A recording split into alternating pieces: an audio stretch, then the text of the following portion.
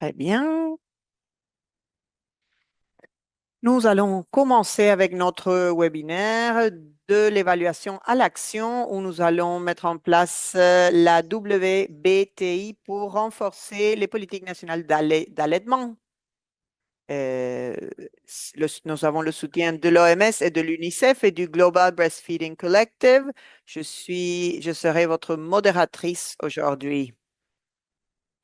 Cette initiative est un outil innovant pour mesurer et tracer les progrès nationaux par rapport aux cibles d'allaitement selon la stratégie pour les enfants.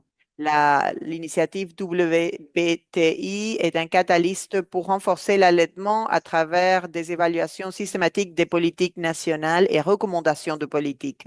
Notre objectif aujourd'hui, c'est d'augmenter le nombre de pays qui réalisent la WBTI et identifier les lacunes. Ensemble, on peut faire les politiques d'allaitement mesurables, actionnables et efficaces. Aujourd'hui, nous avons des panélistes très intéressants qui vont se pencher sur ce domaine et partager leurs expériences avec WBTI. Merci d'être ici et je voudrais vous rappeler quelques annonces et quelques fonctions de Zoom.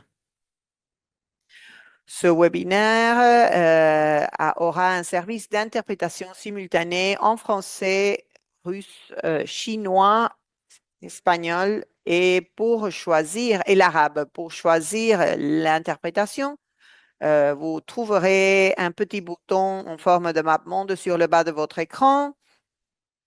Il y a un canal d'anglais également pour écouter la traduction. S'il y a quelques points aujourd'hui, vous n'arrivez pas à entendre les orateurs, s'il vous plaît, connectez votre audio et sélectionnez le bouton de casque d'audio. Nous avons un service de closed caption pour ce webinaire aujourd'hui. Pour voir les sous-titres en anglais, vous pouvez trouver l'icône CC en bas de votre écran pour choisir les sous-titres. Si vous avez des questions, vous pouvez les poser sur la fonction de Q&A et on va enregistrer ce webinaire. Votre question doit être adressée à un panéliste en particulier. Les panélistes peuvent répondre sur la boîte de Q&A ou bien pendant la session de Q&A ici dans le webinaire. Soyez conscient que le chat ne sera pas disponible dans ce webinaire. Donc, veuillez utiliser la fonction de Q&A. Merci. Très bien. L'agenda d'aujourd'hui, commençons. Nous allons connaître les présentations sur la surveillance euh, ainsi que la scorecard 2025, cette carte de pointage, les processus de WBTI. Et puis, on aura un panel de discussion avec les expériences des pays. Les pays vont partager leurs expériences et puis un Q&A et puis la fermeture de l'événement d'aujourd'hui. Très bien. On va présenter les deux orateurs, Lawrence Baumeistrong, qui va nous parler de la surveillance et pourquoi ça importe pour l'allaitement. Dr. Armstrong est le leader des systèmes de santé, de l'unité de système de santé à l'OMS et il coordonne le travail de l'OMS pour la nutrition, la prévention de la malnutrition et la prévention de déficits de micronutriments. En décembre de 2014, il a été le chef de la branche de nutrition pour le CDC. Il a un doctorat de l'université de Princeton et il a travaillé avec eux pendant 20 ans. Son travail est reconnu pour les politiques d'allaitement dans les différentes options et il a une initiative baby friendly pour les substituts de lait maternel et le collectif mondial d'allaitement. Notre deuxième orateur sera Fatmata Fatima Sessé et elle va nous décrire la Global Breastfeeding Scorecard. Fatmata Fatima Sessé est une spécialiste de nutrition pour les nourrissons et les jeunes enfants et elle gestionne le groupe pour la nutrition des lactants et contribue avec UNICEF depuis 20 ans pour la nutrition et cela dans des contextes humanitaires et de développement. Fatmata a un MSc en santé publique et dans l'école de Londres d'hygiène et médecine tropicale et un degré également en nutrition de la Sierra Leone. Bienvenue, docteur Gromstrong et Madame Cessé. Merci. Merci beaucoup de nous rejoindre. C'est le matin ici aux États-Unis, mais peut-être c'est l'après-midi ou le soir pour le reste des participants. Nous allons parler un peu de la surveillance aujourd'hui. On peut passer déjà à la prochaine diapo. Le titre de ce webinaire est de l'évaluation à l'action et je pense que c'est très important de penser quelle est l'action, quelle est le cible, quel est le but de nos actions.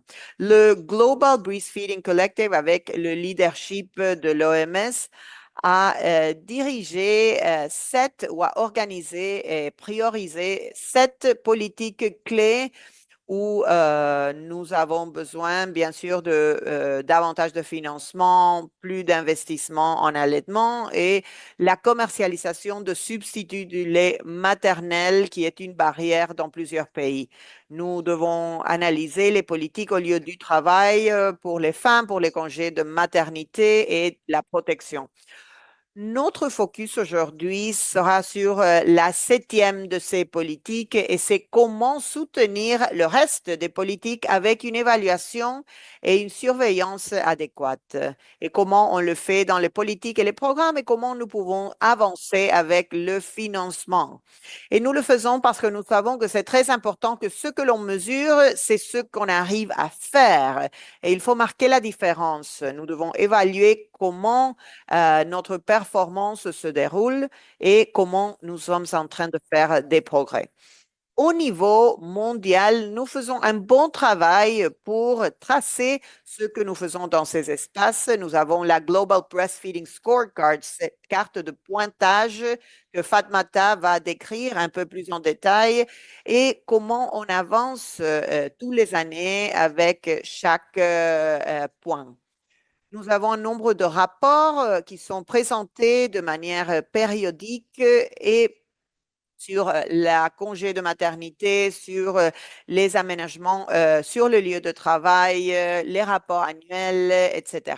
Nous avons un nombre d'indicateurs qui sont construits dans plusieurs systèmes, le NutriDash, sondage NutriDash d'UNICEF, les sondages de santé, les sondages démographiques pour mieux comprendre ce que nous faisons en fournissant nos services de soutien. Nous savons ce qui se passe dans les hôpitaux, ceux qui sont amicables pour les bébés. Nous avons des informations sur l'observation dans ces hôpitaux et ce qui se passe en termes de soutien dans les premiers jours de vie. Nous avons des informations sur le nombre de femmes qui reçoivent de l'assistance et des conseils par rapport à l'alimentation de leur bébé. Nous avons des données sur le financement des bailleurs de fonds pour la perspective mondiale et nous avons un suivi de les différents niveaux de début précoce, allaitement exclusif, etc. Donc, c'est un bon travail, mais ça veut dire que nous n'avons pas des disparités clés parce que nous les avons. La plupart des données se penchent sur les résultats de l'allaitement, mais plusieurs de ces politiques sont limitées dans les pays de revenus élevés et les pays de faibles revenus ont une meilleure coordination. Nous savons que nous n'avons pas des informations sur ce qui se passe dans les investissements au niveau domestique et pour l'allaitement et nous n'avons aucune information par rapport aux investissements de quelques pays sur les systèmes de santé. Les données disponibles sur les politiques nationales sont à haut niveau, donc ce que la politique établit, la législation et les réglementations. Mais nous ne connaissons pas comment la mise en place a lieu et s'il y a un suivi, s'il y a une surveillance. Et par rapport à ces politiques, nous avons plusieurs limitations. Par rapport à la situation générale et comment les pays nous aident à avancer avec cet agenda, cela nous permet de faire une analyse un peu plus adéquate de manière régulière pour cibler les programmes de mieux. Nous avons quelques indicateurs, mais en général, elles ne sont pas des données opportunes. Nous n'avons pas une désagrégation au niveau local. Ça nous donne un aperçu, mais nous avons besoin de plus de détails pour évaluer le programme, pour marquer une différence. Prochaine diapo. Pour le niveau national, il y a plusieurs disparités pour mieux comprendre ce que ces programmes sont en train d'achever. Nous avons une variété d'outils qui sont disponibles au sein d'UNICEF et de l'OMS, une boîte à outils pour évaluer les violations du code, par exemple, ou comment évaluer la Baby Friendly Hospital Initiative au niveau national, au niveau de la clinique et au niveau local et dans les établissements. Nous avons un cadre pour comprendre les conseils d'allaitement, mais qu'est-ce que ça veut dire que nous voulons faire offrir cette couverture? Oui, quel type de conseils et quel type de contenu nous sommes en train de fournir. Donc, il y a ce type de guide pour mieux comprendre le processus. Nous avons des indicateurs pour mesurer l'allaitement, mais aussi les suppléments. Prochaine diapo, s'il vous plaît. Une partie de ce guide nous indique qu'il y a des pays qui ont besoin de davantage d'assistance pour faire ce type de surveillance. Nous avions, nous avons plusieurs outils, le Netcode Toolkit, la Baby Friendly Initiative, qui offre différents documents et outils. Mais ce dont nous avons besoin, c'est que les pays, c'est de faire en sorte que les pays utilisent les données et qu'ils puissent faire des évaluations périodiques sur leur travail. Aujourd'hui, on va se concentrer sur la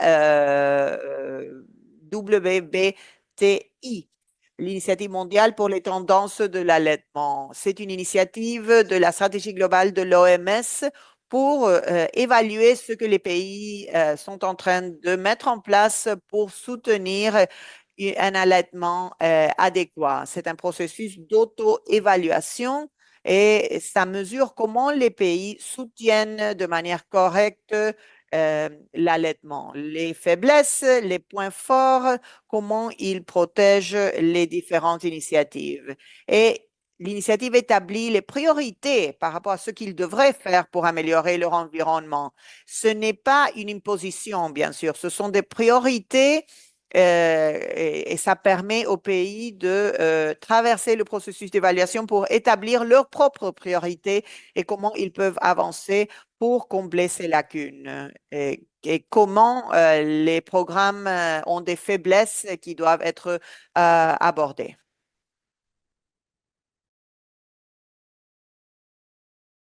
Prochaine diapositive, s'il vous plaît. Et merci de votre attention. Je vais passer la parole à Fatmata qui va parler de la... Fatmata va nous parler de l'allaitement, le tableau de bord. Je reviens vers vous, Fatmata. Merci, Karim, merci, tout le monde. Mon travail va être de vous montrer les résultats pour 2024. Comme vous le savez, ce table de contrôle est déjà clos et c'est la porte comme titre surveillance passée à la pratique. Nous avons des actions qui favorisent l'allaitement. Je vais donc parler de ce que Larry vient de nous dire, de la politique à cette action et comment l'UNICEF lidère l'allaitement à partir de l'identification de cette action de politique qui sont phares pour la mise en œuvre de projets et pour donner soutien à l'allaitement. Réglementer le marché, fournir de la protection, donner de conseils sur l'allaitement, mettre-les à la disposition de toutes les personnes. Et tout cela est une partie très importante de la conversation que nous soutenons. Donc, le tableau de contrôle le tableau de bord vise à plaider en faveur du progrès, accroître la responsabilité, changement de documents sur les priorités principales. Comme cela a été déjà dit, le tableau de bord se penche pour les progrès, pour la documentation de changement. Pour vous donner un peu de contexte, le tableau de bord a été publié en 2017 pour la première fois et cela inclut des indicateurs sur les priorités de récolte que j'ai évoquées dans mon diapositive préalable. Et les priorités politiques ont ajouté un à deux indicateurs. Et nous suivons également le taux d'allaitement qui est essentiel. Comme vous le verrez après dans les diapositives dont je vais vous parler. Et cela met en ligne un tableau de bord avec lequel vous pouvez interagir pour montrer dans l'utilisation de différentes couleurs comment votre pays marche vis-à-vis des indicateurs de performance. Et cela est valable pour 184 pays à travers le monde. Permettez-moi par la suite de vous parler des indicateurs de politique et des programmes liés aux sept axes dont je vous ai parlé tout à l'heure. Nous devons récolter au moins deux indicateurs et dans cette diapositive, nous avons résumé les indicateurs des programmes et les sources des données, même que le thème est politique. Nous avons établi les objectifs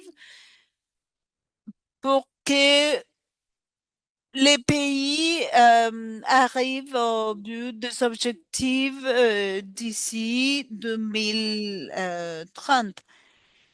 Par exemple, à partir de la base de données d'UNICEF et notre DASH et les rapports, nous utilisons les données de 2022. À partir du conseil, nous utilisons les données d'UNICEF et nous utilisons des données du dernier rapport de WTI et vous savez comment il est essentiel pour notre tableau de bord. Prochaine diapositive, s'il vous plaît. Ici, permettez-moi de vous donner un aperçu. Je ne sais pas si vous connaissez les taux d'allaitement. C'est de 48% pour les enfants de 6 mois, mais cela représente une augmentation de 10%. Et c'est quelque chose de très bien. Et nous avons utilisé les données de 2017 qui nous montrent que nous ne sommes pas encore où nous aimerions être parce qu'il y a euh, moins de 60% des bébés qui sont allaités dès leur naissance. Mais nous voyons ici les progrès du pays en matière d'allaitement sur le 106 pays où nous avons récolté des données de 2017. Nous avons vu qu'aujourd'hui, les pays ont rapporté des augmentations de plus de 10 points percentuels, ce qui est incroyable et merveilleux. Cependant, nous voyons que 25 et 29 pays ont montré une décroissance dans le point percentuel. Cela veut dire que nous devons continuer à parcourir un autre chemin en ce qui concerne faire avancer la question de l'allaitement. Par la suite, je vais vous parler très rapidement de la programmation et du résultat des politiques. Comme nous voyons ici, nous avons du financement, de cela montre un peu d'amélioration.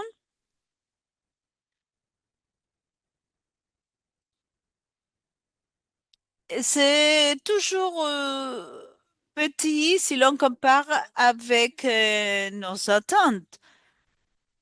Mais bien sûr, en ce qui concerne la législation de base, il y a des pays qui ont fait des avancées. Mais par contre, peu de pays ont mis en œuvre des mécanismes efficaces pour donner suivi à compliance. C'est-à-dire, 17 pays ont de lois qui respectent les codes. La plupart des pays ne garantissent pas le dispositif d'allaitement. Pour les mères qui travaillent, il y a encore énormément à faire.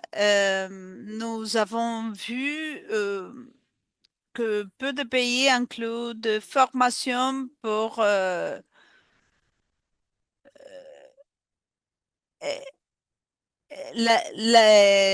l'allaitement. Et nous voyons que seuls quelques pays, c'est-à-dire 6%, ont réalisé une dévaluation WTI au cours des 5 dernières années. Cela veut dire que nous devons toujours beaucoup plus à faire. Avant de vous remercier, permettez-moi de dire comment les avancées sont progressées ces dernières temps. Nous animons le pays à utiliser les tableaux de bord pour donner suivi aux avancées, pour faciliter le reporting et la prise de décision. Bref, je vous remercie. Merci beaucoup, Larry et Fatmata, pour ces présentations sur l'importance de la surveillance.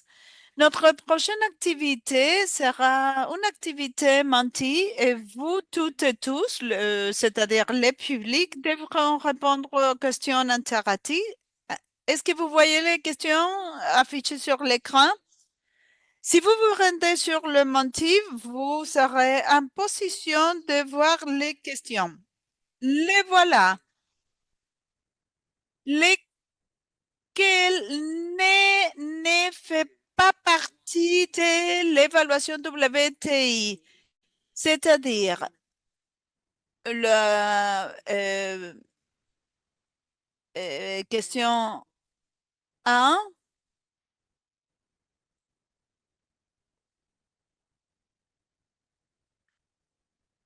La, la question est quelle des trois options suivantes ne fait pas partie de l'évaluation WTI? OK, très bien.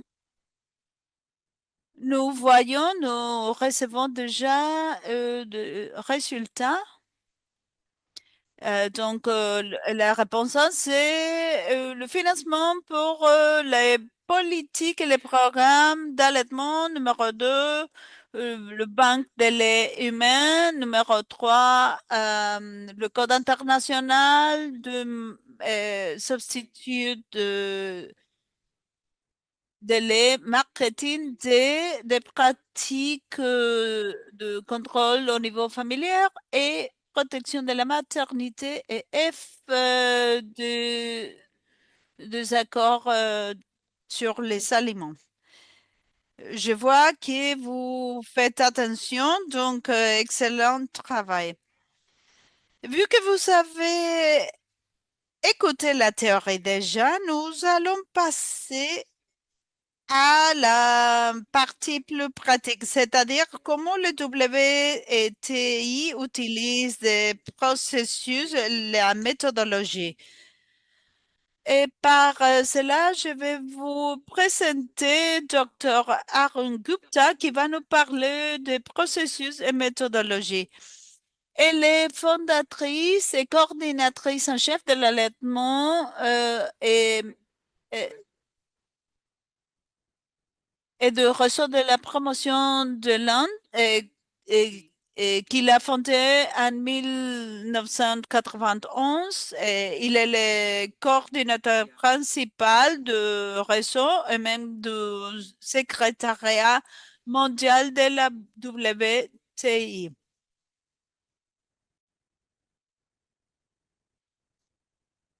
Il a conceptualisé, créé l'initiative de tendance sur l'allaitement de IBFAN dès 2001 et 2010 jusqu'à 2015. Il a été membre du Conseil des ministres sur le défi de la nutrition de l'Inde. Soyez les bienvenus à nous parler des processus et méthodologies. Merci à UNICEF et à l'OMS pour avoir organisé ce webinaire si opportun. Et maintenant, nous allons analyser le processus et la méthodologie.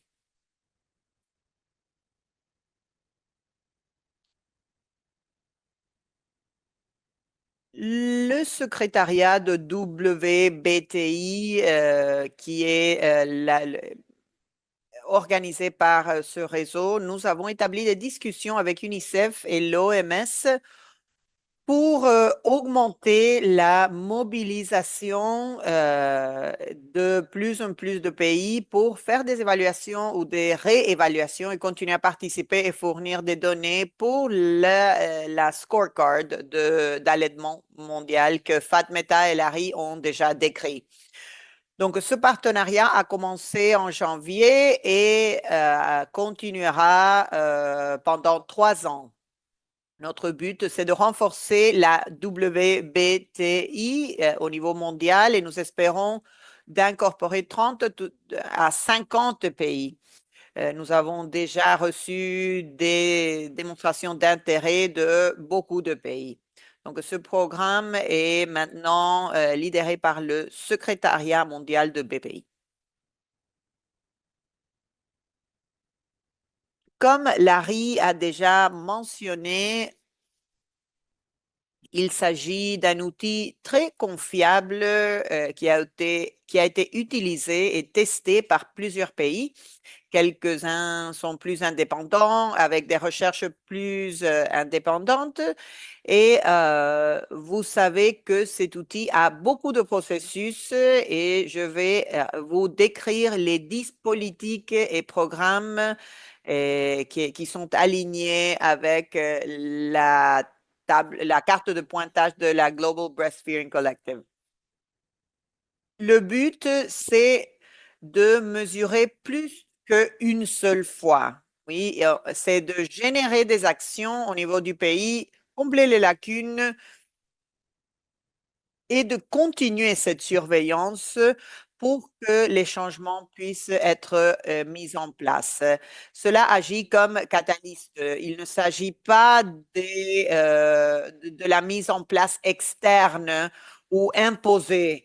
Ça veut dire que les communautés locales doivent être impliquées dans les groupes centrales et ce sont les personnes au niveau local qui font une évaluation et une analyse de la situation. Il s'agit d'un processus très participatif avec le consensus entre les personnes qui composent ce groupe central et, pour identifier les différentes lacunes et faire les recommandations correspondantes pour les changements au sein du gouvernement. C'est une recherche d'action. C'est très simple et la WBTI ne demande pas de faire des sondages. C'est très simple parce qu'il se base sur les données secondaires qui sont disponibles, qui sont documentées et disponibles au niveau public.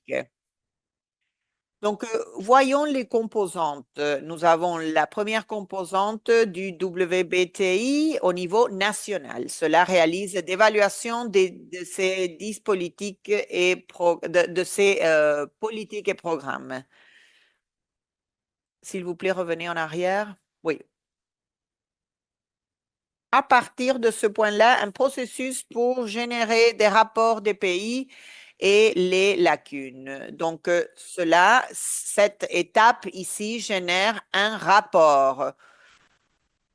Et ce rapport doit être bien compris et de manière rapide. Puis, les conclusions sont téléchargées dans un répertoire en ligne qui est un software, un logiciel développé spécifiquement. Et cela nous permet d'avoir des données pour les pays et il y a un système de pointage dynamique.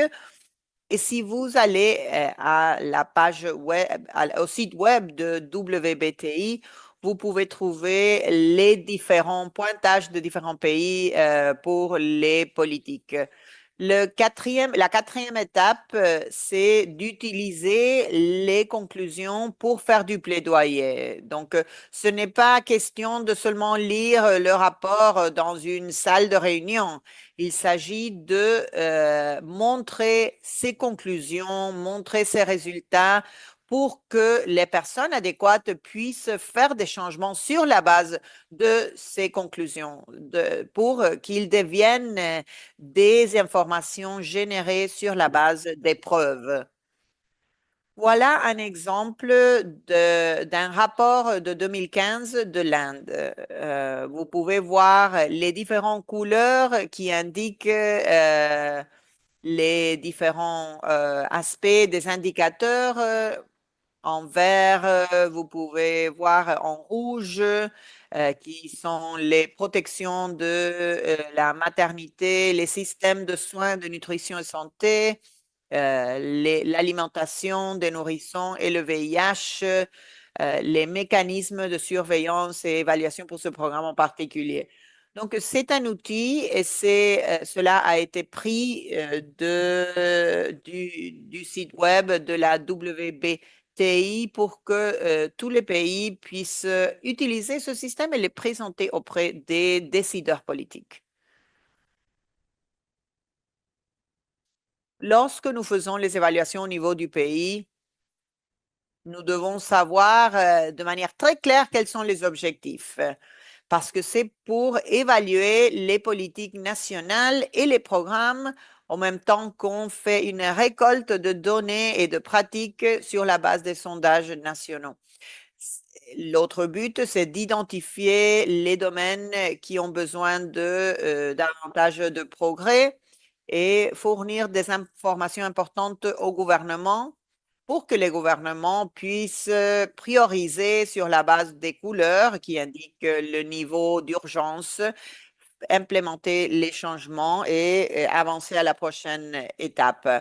Ce programme crée aussi un repositoire mondial unique de programmes. Donc, des pays qui ont participé des évaluations et des réévaluations, vous pouvez trouver ces informations sur le site web de manière très accessible. Par pays, vous pouvez télécharger les rapports et vous pouvez voir quelle politique et quel programme. Et avec cela, vous pouvez montrer des exemples sur sur les différentes possibilités. Voilà les outils disponibles. La première, à droite, ce sont les outils, les questionnaires qui sont disponibles en anglais, en français, en arabe et en espagnol et en russe aussi. Nous avons un guide également qui nous donne un aperçu. C'est une demi-heure de lecture sur le processus et tout cela est disponible dans notre site web. Vous pouvez les télécharger et les utiliser immédiatement. Allez, prochaine diapo. Je ne vais pas lire ces diapos parce que ce sont les 10 indicateurs que nous évaluons. Prochaine. Voilà les 5 indicateurs des pratiques qui se trouvent dans les systèmes de données nationales. Ils sont basés sur l'OMS et les outils de l'OMS pour évaluation qui ont été lancés en 2023. Et pour maintenir l'uniformité, on utilise les mêmes outils partout dans le monde et les outils sont traduits dans les différentes langues pour une utilisation plus diverse et plus diversifiée. Et donc, l'uniformité peut se maintenir. Voilà cette diapo qui va vous décrire les différentes étapes du processus. Vous pouvez voir que l'étape numéro 1 identifie le coordinateur du pays. Si vous êtes ici sur ce webinaire, peut-être vous avez de l'expérience ou vous pouvez faire partie et vous pouvez prendre cette position. C'est une personne qui doit être en contact direct avec le secrétariat du WBTI pour l'assistance, pour partager et cela peut être coordonné. Le coordinateur du pays va former un groupe central et rédiger un rapport d'évaluation préliminaire. Ce groupe peut inclure des agences de l'ONU, des organisations professionnelles et d'autres ONG. Les lignes directives pour former un groupe central établit qu'il ne doit pas avoir des conflits d'intérêts dans le groupe central. Le groupe central doit faire partie de l'évaluation et donc les 10 indicateurs sont divisés entre eux pour les distribuer de manière correcte. Et ce n'est pas une seule personne dans une salle, c'est un groupe. C'est en fait un groupe qui décide les changements et les recommandations. Ce rapport passe à un groupe plus large dans le pays qui est présenté avant sa finalisation pour obtenir le feedback et pour les incorporer les commentaires. Et s'il y a un changement nécessaire, ça se fait sur la base des ressources disponibles, car les conclusions du rapport sont basées sur les sources d'information, pas basées sur une opinion. Oui, ça c'est très important parce que les sources des informations doivent être soutenues par des liens dans le rapport. Après la décision du groupe par rapport aux lacunes finales identifiées, on rédige un rapport préliminaire et on partage cela avec le secrétariat mondial de WBTI. Il y a un processus, une liste de vérification de toutes les informations fournies dans le rapport. Après, ce rapport passe au gouvernement et à la sphère publique. Et puis, on espère de pouvoir observer des changements de politique et de programme. Et ce cycle se répète tous les 3 à 5 ans. Nous fournissons une formation en ligne de 6 heures par le secrétariat de WBTI. Donc, ce soutien continu de la part de WBTI. Vous avez besoin d'un minimum de 5 000 dollars, mais quelques pays ont besoin de plus d'argent. Ça dépend des calculs au niveau local. Pour les communications et les réunions, c'est une opportunité de faire une collecte de fonds et la duration totale peut être entre 6 et 12 mois avec 3 ou 4 réunions du groupe central. Voilà quelques rapports pour partager avec vous de l'Italie, de la Croatie, du Royaume-Uni, des Pays-Bas. Vous pouvez voir que de plus en plus de pays sont en train de nous rejoindre. Vous pouvez voir les impacts ici. Maintenant, on va parler de l'impact. Quel type d'impact nous observons? Nous avons fait des évaluations au sein de la WBTI avec 80 pays, 51 pays ont participé et nous avons observé que ces pays avaient une relation qui peut être répéter les évaluations du WBTI et trouver des programmes et politiques améliorés. Les pratiques également, les pointages étaient plus élevés et voilà quelques exemples de pays comme l'Afghanistan qui a amélioré le cadre de financement juridique, les urgences d'alimentation des enfants dans le Bhoutan, El Salvador et le financement, les cadres juridiques, tout cela va être présenté. Et ça, c'est ma dernière diapo. Quels sont les changements qu'on a observés en Inde?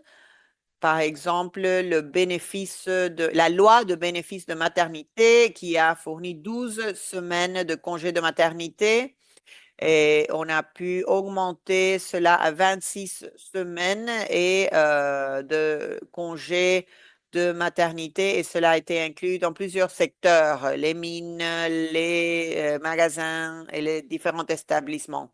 Dans ce cadre, euh, on a remplacé les formules commerciales par des conseils pour augmenter l'allaitement maternel. Donc, merci beaucoup pour votre attention. Excellente présentation. Et maintenant que nous avons appris sur le pourquoi, le quoi et le comment, maintenant nous allons passer à un panel d'experts de El Salvador, la Gambie et la Croatie qui vont partager leurs expériences par rapport à mettre en place la WBTI dans leur pays. Ana Josefo Blanco Nojola est la directrice exécutive de Calma. Calma, le réseau de soutien pour l'allaitement maternel à El Salvador. Et elle va parler de l'utilisation de la WBTI pour renforcer les politiques d'allaitement et les programmes. Monsieur Bakary Jallo, qui est le vice-directeur exécutif de l'Agence de nutrition nationale de la Gambie.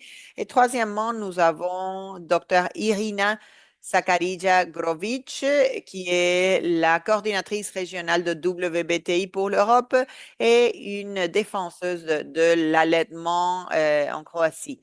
Elle va nous partager son expérience avec la mise en place de la WBTI. Je vais poser des questions sur la base des pays et de leur expérience.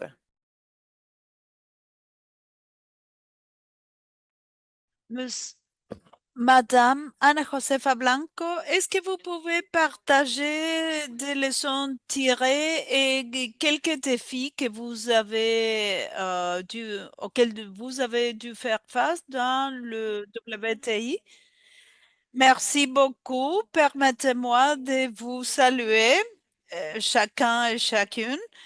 Pour El Salvador, où trois rapports ont été créés de 2011 à 2018, nous avions un bateau de, de l'allaitement. Quelque chose d'important pour nous était que le congé maternel était de 84 jours. Nous n'avions pas de plan intersectoriel ni de loi d'allaitement. Au El Salvador, les dernières 25 années, trop d'efforts ont été faits pour avoir une loi sur l'allaitement. Et il n'y avait pas, ni il n'y avait pas de décision politique. Donc, vu ce scénario, nous avons considéré importante la définition de la stratégie, le soutien à l'échelle sud-américaine, le soutien d'UNICEF. Et nous voyons comment il est important d'avoir cette interinstitutionnalité dans notre pays, la commission sur l'allaitement, le comité technique sur l'allaitement. Cette commission était une commission stratégique qui avait de la représentativité de tous les secteurs, y compris les syndicats de pédiatrie, gynécobstétrique. Et de notre côté, une ONG a presque pris la responsabilité de faire avancer les choses à l'échelle nationale et nous avons trouvé chez le ministère de Santé nationale et chez UNICEF très ouvertement le soutien que même que dans d'autres organisations du niveau communautaire qui travaillaient là-dessus déjà. Ce que notre institution a fait, c'est que toutefois, qu'il y avait des changements de gouvernement, il y avait des propositions d'amélioration de l'allaitement. Le rapport du WTI nous ont permis, dans les trois cas, que nous avons mené ce rapport d'identifier les lacunes pour le rendre de changement de la politique publique. Et permettez-moi de vous dire que nous avions eu la confiance d'un gouvernement pour travailler avec la société civile, ce que je considère très important parce que la société civile dans nos pays connaît combien il est important et il n'est pas biaisé. En plus, pour cette partie, il a été essentiel comment ces trois rapports ont eu la participation de tous les secteurs, le gouvernement, la société civile, et la coopération. Et permettez-moi ici de souligner le rôle à jouer, par exemple, par le ministère du Travail, dont le rôle est clé pour nous fournir de l'information.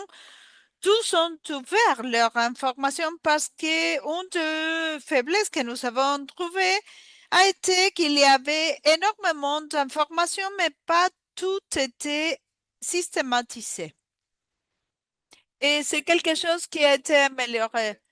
Merci beaucoup, Anna Josefa. Cela a été très informatif. Et par la suite, nous passons à la Gambia. Je pense que le Gambie a eu une expérience excellente où partagez avec nous votre expérience à travailler avec des équipes multisectorielles. Merci beaucoup à Trina et merci d'accorder à la Gambie la possibilité de partager l'expérience à travailler avec la WTI.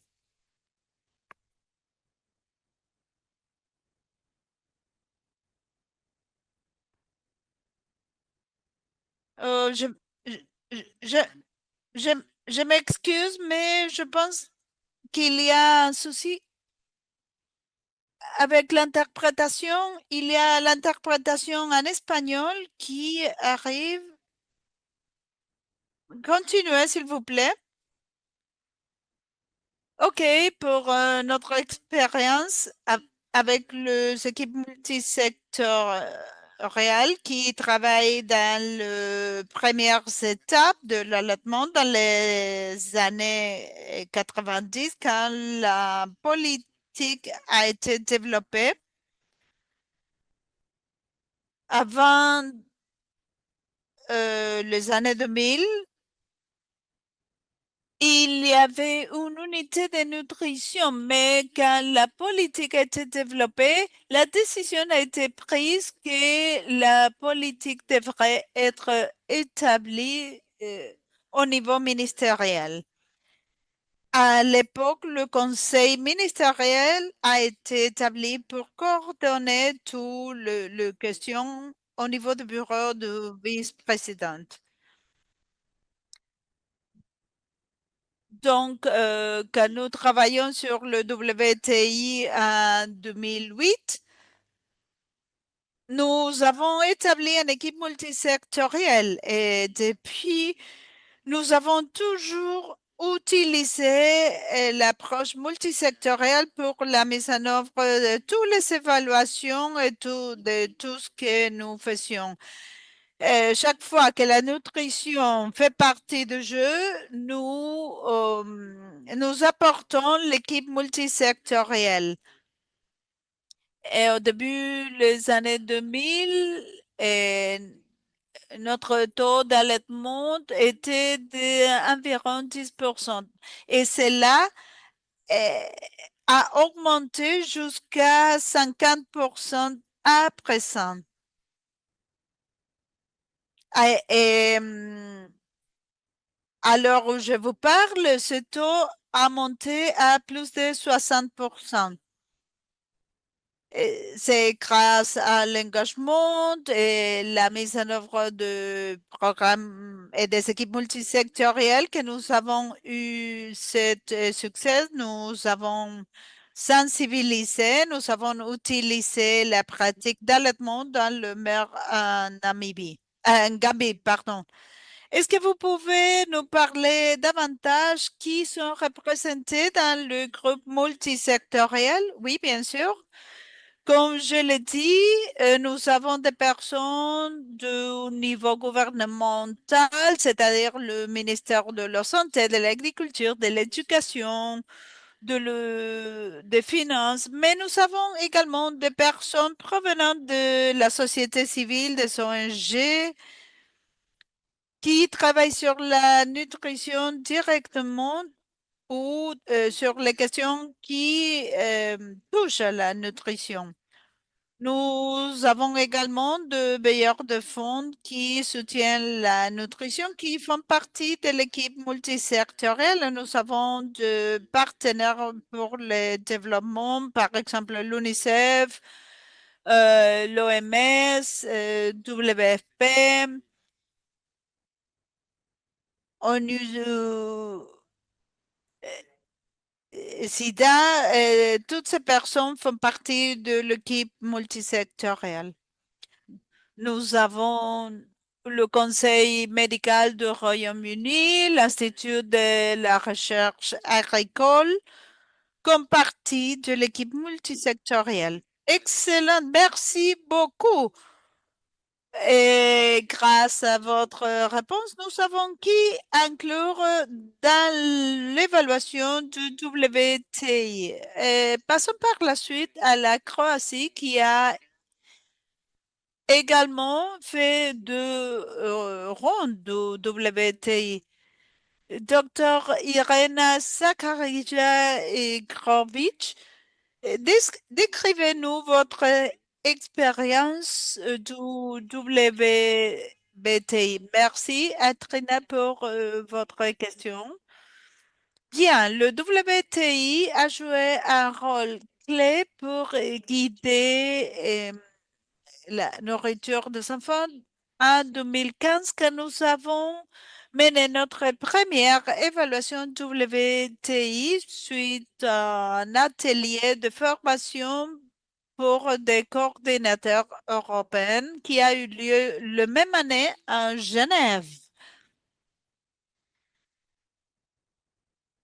Le politique d'allaitement des indicateurs montre seulement un sur 10 points. Le ministère de Santé en Croatie a montré le résultat dans le deuxième programme national pour la protection et la promotion de l'allaitement publié en 2018. Un des objectifs a été la production d'une orientation sur l'alimentation infantile en situation d'urgence. Donc, peu après, notre groupe de travail a été créé et le comité sur euh, l'allaitement national a été conçu. En 2023, nous avons publié la première orientation nationale sur ce sujet-là. Et si je ne me trompe pas, merci WBTI à Croatie. Je pense que notre pays est le troisième en Europe. Félicitations, merci. Entre-temps, nous avons publié notre troisième programme national pour la protection et la promotion de l'allaitement l'année dernière. Et l'objectif maintenant, c'est de développer un plan d'action pour créer des matériaux de formation pour la gestion des urgences et faire une formation dans le cas des réponses aux urgences. Merci et félicitations. Apparemment, il y a tellement d'urgences dans le monde présent qu'il est essentiel de donner une réponse rapide et de protéger l'allaitement dans, euh, et c'est tant difficile. Je reviens vers vous, El Salvador, Madame Anna. Parle-nous de l'extension du congé euh, maternel. Nous pouvons tous en apprendre. Bien, la période de 2012 jusqu'à 2018 a été.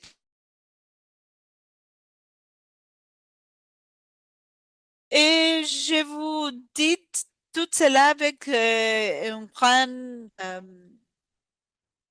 humilité. Et l'organisation dans laquelle je travaille s'y est engagée des années durant. Le WBTI était une opportunité.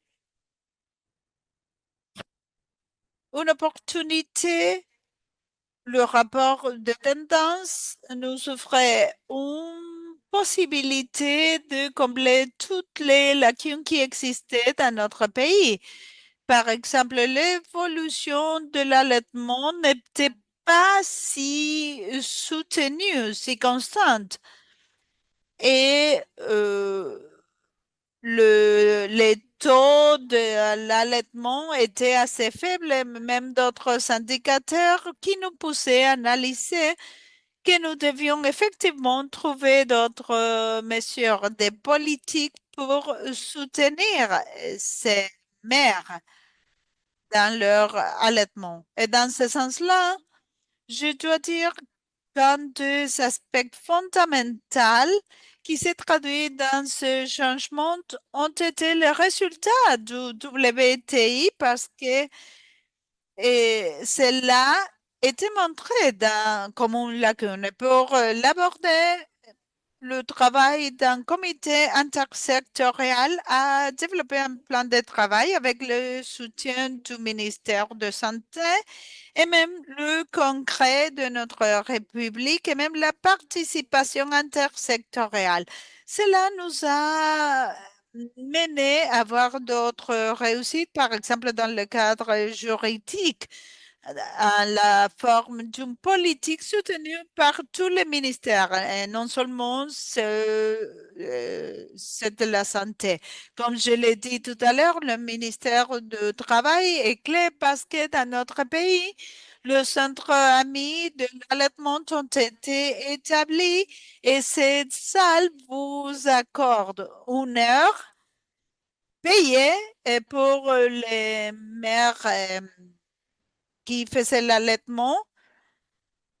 Et en plus, l'extension de 84 jours à 112 jours de congé maternel. Mais nous étions conscients d'autres mesures à prendre parce que pendant la grossesse, une fois après le congé maternel, les femmes étaient veillées.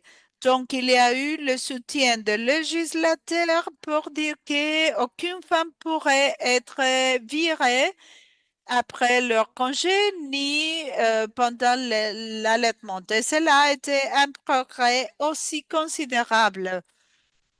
Le plan stratégique qui a été mis en œuvre, et qui avait énormément de participation et soutien du ministère de la Santé parce que les indicateurs ont montré des points faibles tant dans des politiques que des programmes et un travail exhaustif de la part du ministère de la Santé a été fait pour combler cette lacune. Dans ce sens, merci, merci.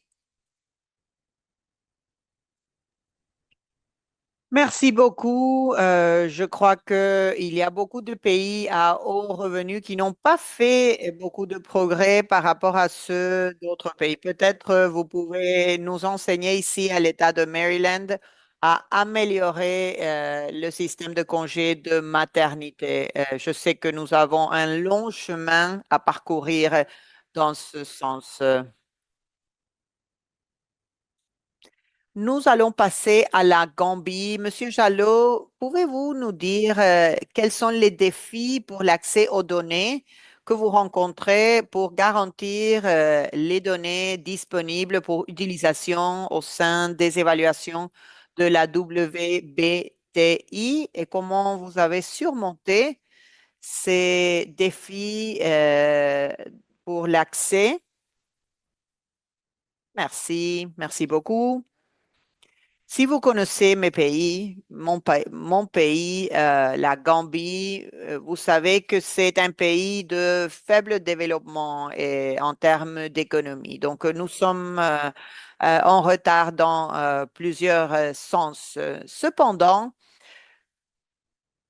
nous avons des sondages et des recherches qui sont menées pour faire la collecte de données et pour connaître davantage sur la nutrition et la santé des nourrissons. Et les données sont l'un des problèmes plus significatifs dans notre région.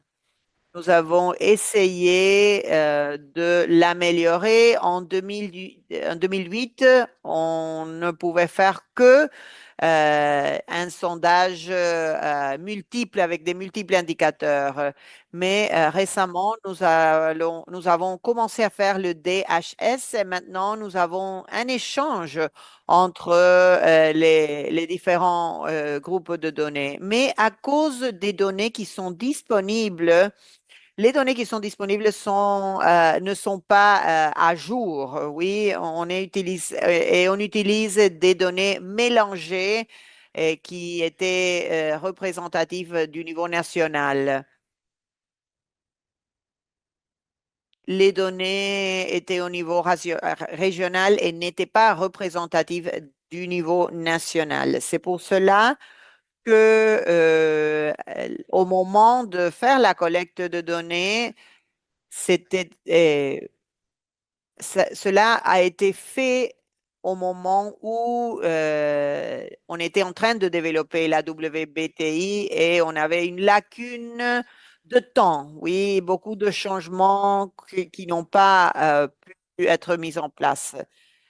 Et c'est pour cela que les données a été collectées beaucoup avant de la WBTI et ses évaluations. Ça, c'est le principal problème que nous rencontrons. Oui, je pense que les autres pays peuvent apprendre de votre exemple, mais même si les données ne sont pas à jour, vous pouvez faire la WBTI et il ne faut pas perdre le courage. Le docteur S. K. Roy, c'est vraiment très important d'avoir docteur Roy ici. Je sais que vous ne sentez pas bien, donc peut-être vous pouvez parler de ce qui se passe à Bangladesh. Il est le président de la fondation au Bangladesh et a lidéré des multiples évaluations et dialogues de politique au niveau national pour promouvoir le soutien d'allaitement. Dr. S.K. a beaucoup d'expérience avec la WTI, cinq étapes cinq cycles de WBTI déjà. Donc, ma question, c'est que si le Bangladesh a arrivé à mobiliser le financement de manière réussite et si vous pouvez décrire le processus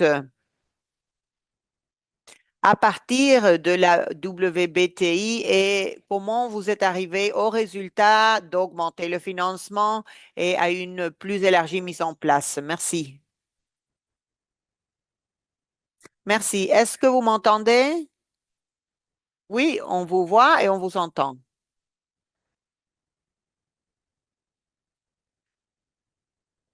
C'est vraiment une excellente organisation de cet événement. Je vous félicite. J'étais un peu malade, mais je voulais partager mon expérience.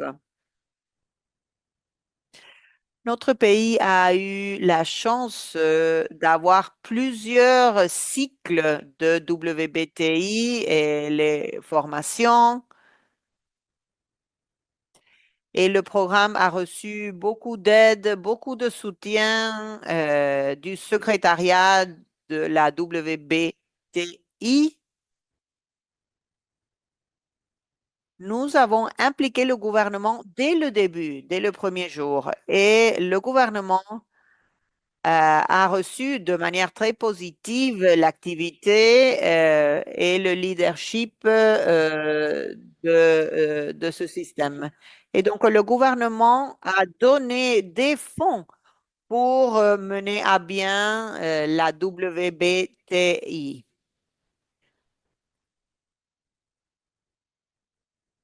On vous voit pas. Ah, voilà, voilà, voilà. Merci, merci. Beaucoup mieux comme ça. Donc, le gouvernement nous a donné des fonds pour l'année entière et nous avons organisé les programmes.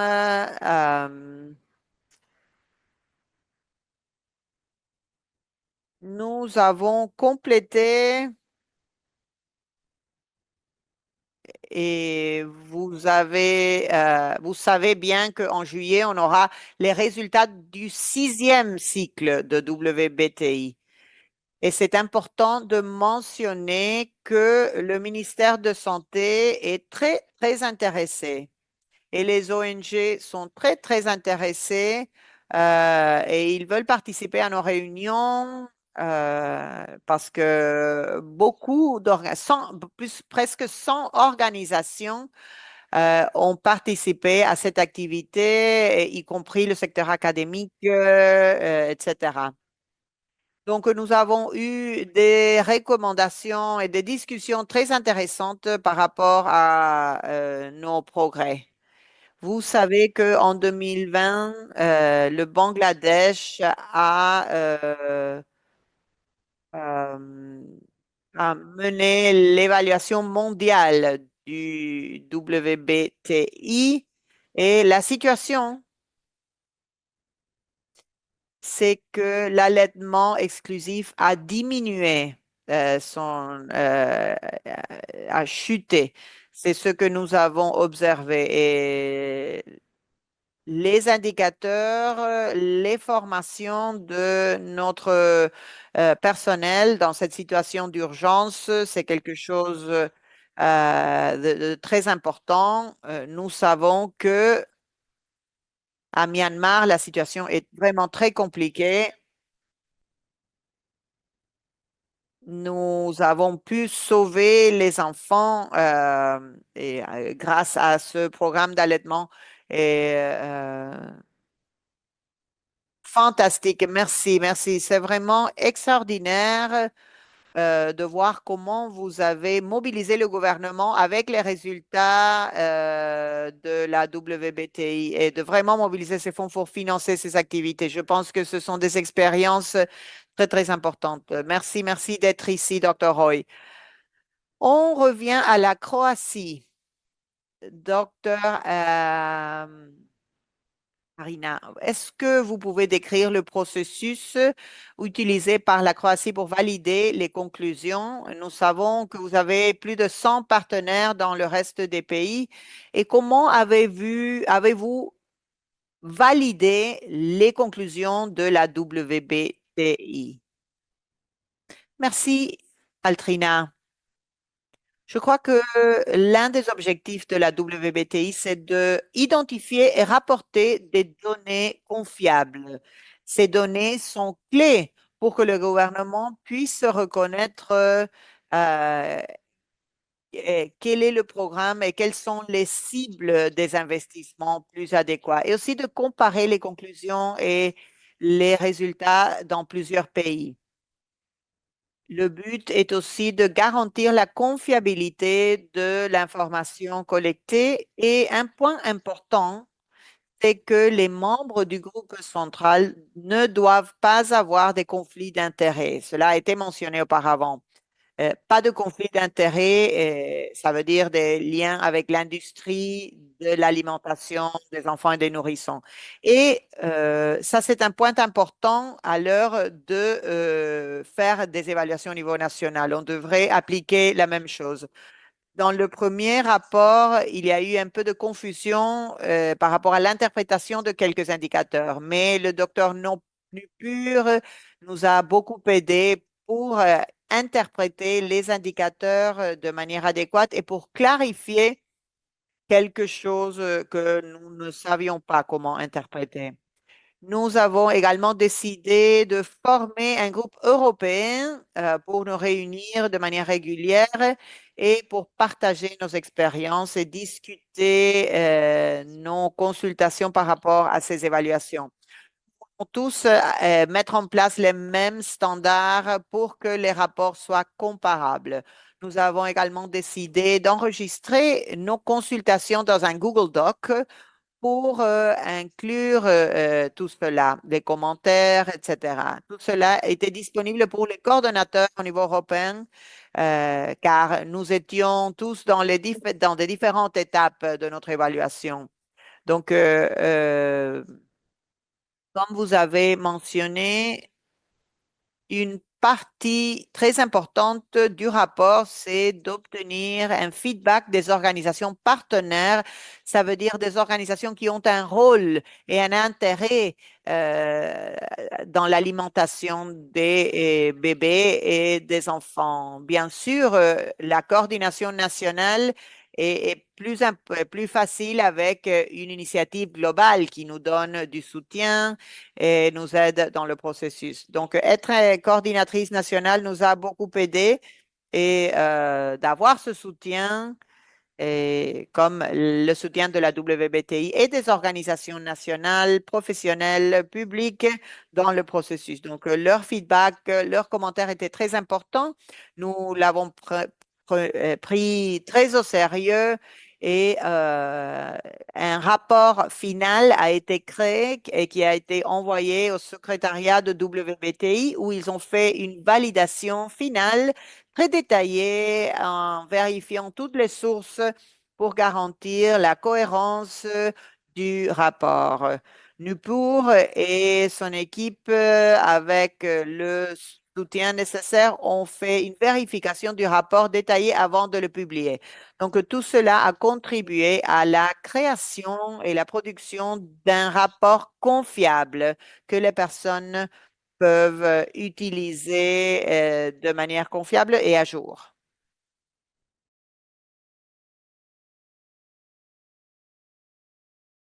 Merci beaucoup, docteur Irena. Il est très intéressant d'écouter tous les pays et tout cela nous a donné une impression correcte de comment le WTI a aidé la mise en œuvre et tout cela a créé des bons résultats. Nous avons écouté comment il y a eu cette extension de congé maternel.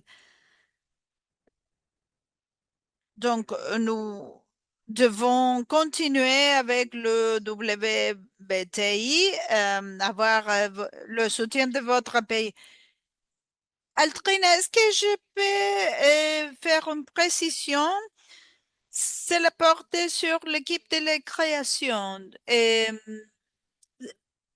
de l'équipe. Quand nous avions fait la deuxième évaluation, nous nous sommes rendus compte que pour être plus objectif et avoir des résultats plus valables, nous devions allouer des personnes à évaluer les indicateurs et qu'ils devraient travailler d'une façon indépendante et qu'ils s'y trouvaient des différences et il fallait trouver un accord mutuel. Et si cela ne serait pas possible, un autre membre de l'équipe devrait être inclus.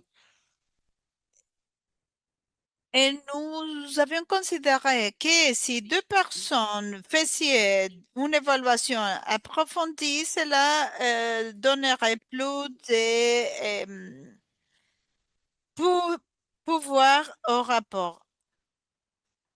Et merci beaucoup parce que nous savons que ces indicateurs peuvent être interprétés de différentes manières. Et si deux personnes s'y concentrent, ils peuvent arriver à un consensus. Et c'est très important de valider votre résultat. Merci, docteur. Passons par la suite à l'autre activité de Mentimeter. Du moins, je crois que c'est ça que nous allons faire. Ah oui, tout à fait. Donc, les questions vont s'afficher dans quelques secondes.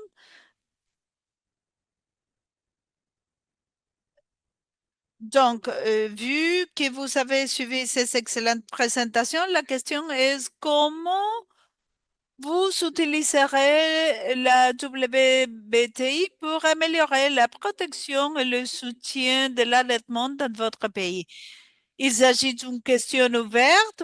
Vous pouvez écrire tout ce que vous voulez, vos pensées sur les projections futures sur sur vos pays. Ah, j'imagine que vous avez des réflexions assez approfondies parce que rien ne s'affiche encore. Oh, des mères, d'autres pensées, galvaniser l'action et les investissements dans la politique nationale et la planification pour les urgences. Oui, nous trouvons de plus en plus d'urgences avec le changement climatique. Utiliser les résultats pour trouver du financement. Oui, bien sûr. Pour avoir le conseil des maires, oui, autant de façons d'intégrer les gouvernements, d'utiliser les fonds dans le programme. Oh, j'ai perdu le tout.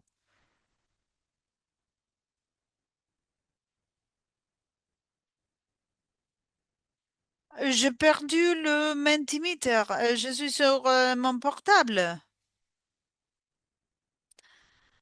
Au secours! Au secours! Pas de souci, Eltrine.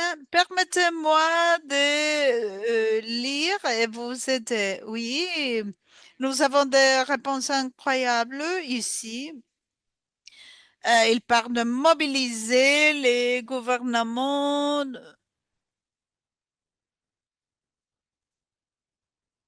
de travailler sur l'amélioration de la politique, récolte et surveillance de données, sensibiliser le gouvernement du travail qu'ils doivent faire sur ce sujet-là.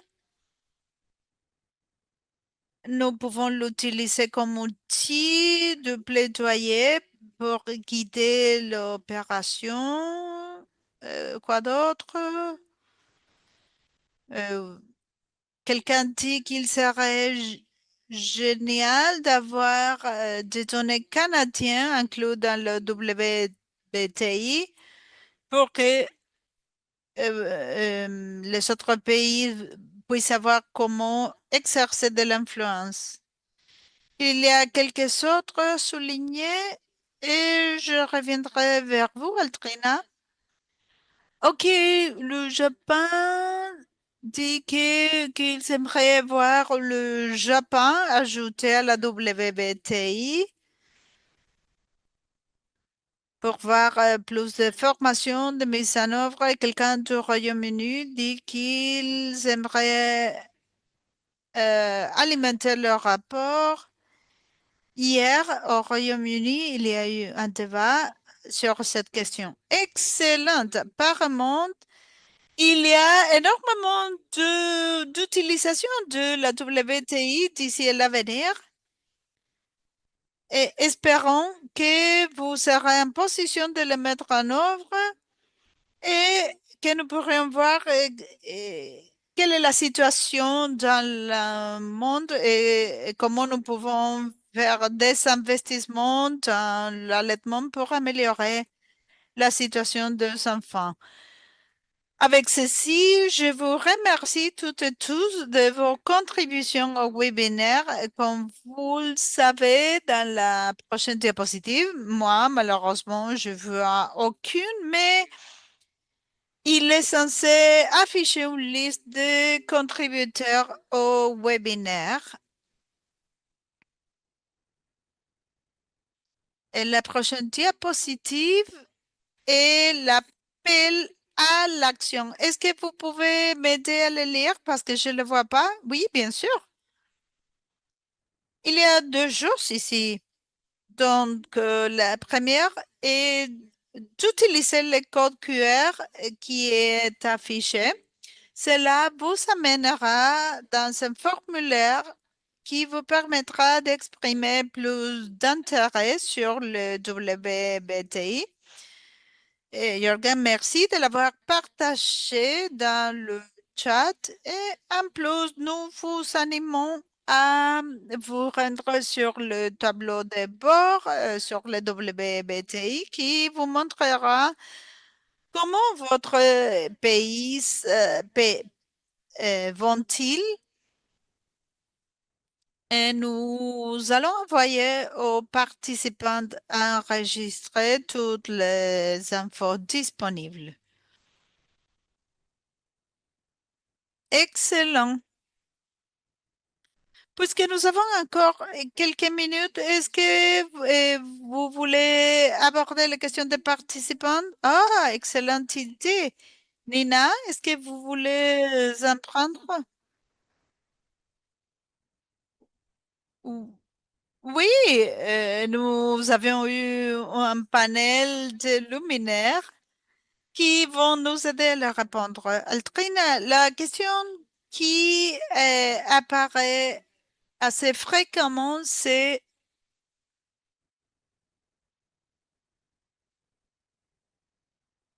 est-ce que quelqu'un des panélistes peut partager avec nous un peu plus sur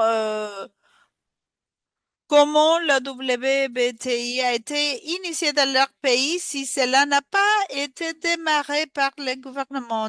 Je pense qu'Irina pourrait avoir quelques contributions sur la situation là-bas. Je ne sais pas si d'autres panélistes pourront en parler. Oui, merci. Irina, oui, merci. Quand le réseau d'action pour l'alimentation des bébés, IBFA, a été créé, cela a invité des personnes à s'y porter candidat et cela suggérait notre participation et approbation pour assister à l'événement. Et c'est comme cela que nous avons appris de cette raison. Oui, le fonds a organisé ces formations à travers le monde. Depuis 2008, nous nous sommes rendus dans tout le monde, en fait. Et la plupart ont été de bailleurs de fonds, mais il y avait d'autres participants. Et après, la pénurie des ressources ne nous a pas permis de continuer à faire des formations en présentiel, mais nous continuons à les fournir virtuel. Nous avons déjà fini les formations pour quelques régions et nous espérons que d'autres régions seront incluses et la région hispanophone en fera déjà partie. C'est-à-dire où qu'il y ait de l'intérêt, nous fournissons du soutien pour des pays qui ont intérêt à recevoir cette information et comment s'y prendre d'une façon pratique. Merci, merci beaucoup. Apparemment, Ipfan est la personne à contacter. Y a-t-il d'autres questions ou même une question rapide? Oui, je pense que El Salvador pourrait contribuer à cette question. Oui, tout à fait. Euh, pour ajouter la réponse de nos collègues, le rôle des femmes a été clé en Amérique latine. Nous avons reçu la formation et cela nous animait à faire une formation nationale, à commencer par la formation de nos ressources, qui étaient des membres de IFMAN et d'autres ressources dans notre institution. Nous avons établi un accord avec Lactancia Materna pour faire un appel aux institutions publiques et privées pour qu'elles puissent accompagner cette initiative et la promotion de l'allaitement. Et ce qui est important ici, c'est que nous avons eu l'accompagnement de différents ministères et des agences diplomatiques. Et je tiens à les remercier.